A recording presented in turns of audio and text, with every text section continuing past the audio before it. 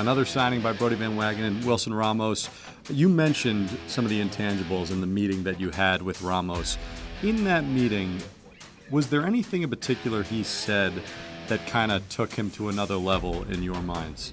He had real confidence that he could help this team. And I think that specifically on our pitching staff, how he felt he could help them and how excited he was to do that. What makes you confident that he is not an if behind the plate, but someone that can give you the type of volume of games that you're going to need? Well, first off, I don't think he's an if in the batter's box. And that was a big piece for us, too, is to know that we would be inserting a right-handed hitter in our lineup that we could count on and bank on.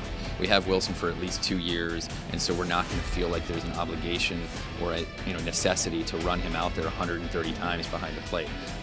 We can use him at first base potentially if we really want the bat in the lineup, but our goal is to try to not overtax him or overwork him because we have competent other catchers on the roster to be able to give him some breathers. Do you look at your offseason puzzle as close to complete now? What we feel really good about with these 4 all-star players that you mentioned coming into the fold is that we can compete in the division right now.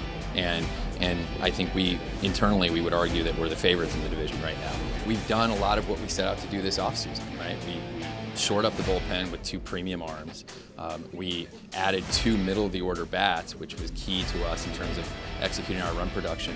And now we've added a catcher that can upgrade that position. So I think we would like to add another bat or 2, whether it's an outfielder or an infielder. I think that we're not as concerned about left-handed or right-handed now. We just want to have complementary pieces. Obviously we have Peter Alonso, who we're expecting a lot from this year as a rookie, and if he develops the way we hope he can be, that is another huge right-handed power bat. But we'd like to not put too much pressure on him, as I know he already puts a lot of pressure on himself.